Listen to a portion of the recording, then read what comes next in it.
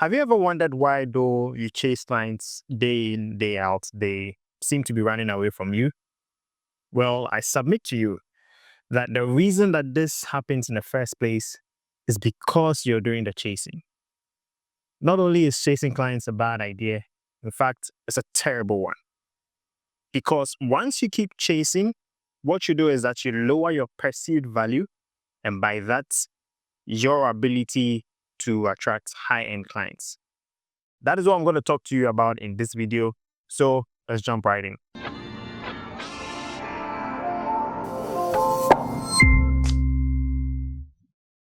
So, what do I mean when I say you lower your perceived value when you are always doing the chasing? Well, perceived value is this concept that talks about your ability to attract in the marketplace. What it simply means is what people believe that they can get out of your offer, your product, or your service. So if there are signals or anything that bring down that belief, then you find yourself doing more of the chasing or hunting them down, literally. But if you're seen as high valued, if your perceived value is high, then you have your clients seeking you out and trying to get you to solve certain specific problems for them. So there are things that you do that increases your perceived value, and there are other things that reduces your perceived value. One of the things is what we are talking about today. When you do keep chasing clients, it reduces your perceived value. Higher perceived value means higher ability to attract. Lower perceived value means a low ability to attract. Now, let's explore 3 reasons why I maintain that chasing clients is just a terrible idea. The first one is that it signals neediness.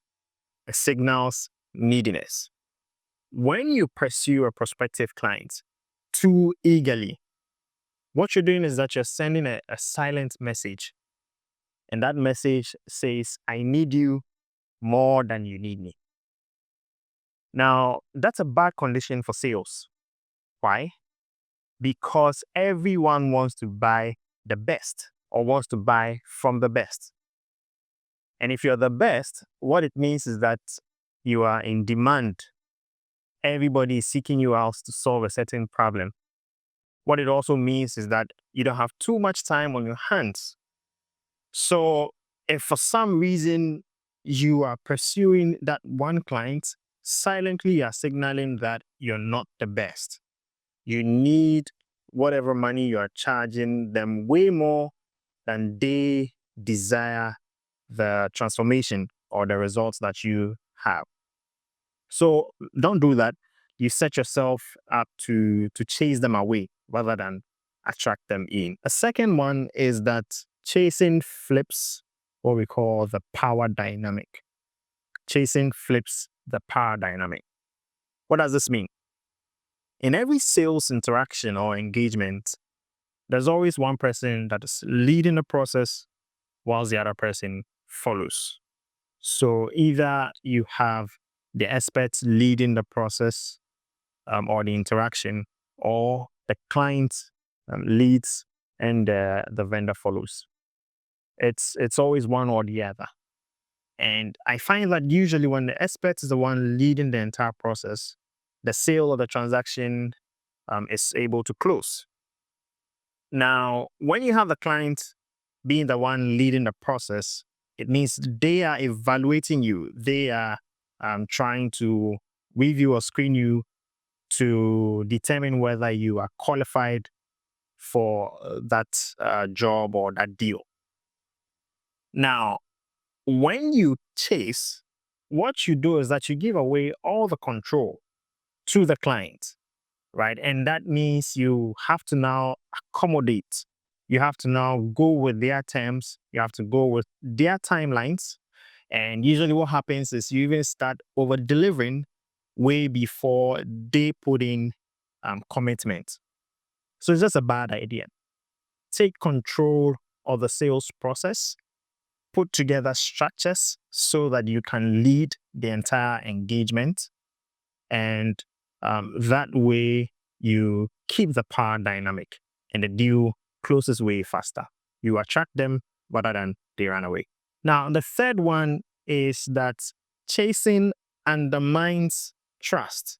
Chasing undermines trust. What does this mean? High value clients are not looking for someone who is desperate. They need an expert. They want someone who is going to take them by the hand, guide them, lead them to a solution as fast as possible. And what that means is if you're really the expert, if you're really that good, then you will be sought after. People will be the ones seeking you out to solve a problem, and you will not be the one chasing after any and everybody. So, for that reason, pursuing erodes that trust. Let's think about this example. If, say, you had an eye problem and you need a surgeon who will help you out with that problem, you'd be seeking out for the best, right? Someone who has done it over and over again, who has a proven track record in solving that kind of issue. And when you find that person, it's not going to be you sitting down the person trying to go through their records or their qualifications or their certificates just to prove that they can, run that surgery successfully. You're rather going to submit yourself to their process. So you're going to listen to what steps they're going to go through, what you need to do, what mindset you need to be in, how you need to position yourself. And you're literally going to submit yourself to whatever they have to do to get you that healing or that solution. It's the same thing. So when you pursue, you erode all the trust, you throw away all the perceived authority that you should have. So it's just a bad idea.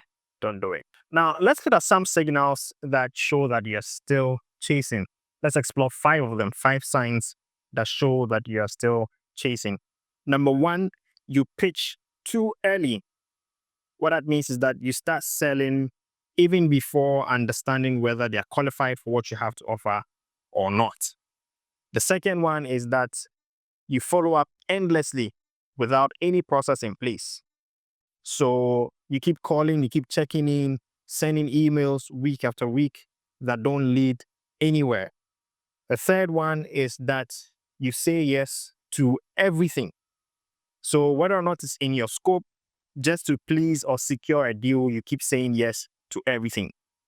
Then the fourth one is that you drop your price just to win. So as soon as the client gives a pushback on your price, request for a discount, negotiation, you just keep dropping the price just so that you can secure the deal. Then number 5 is that you ignore all the red flags because you need the money.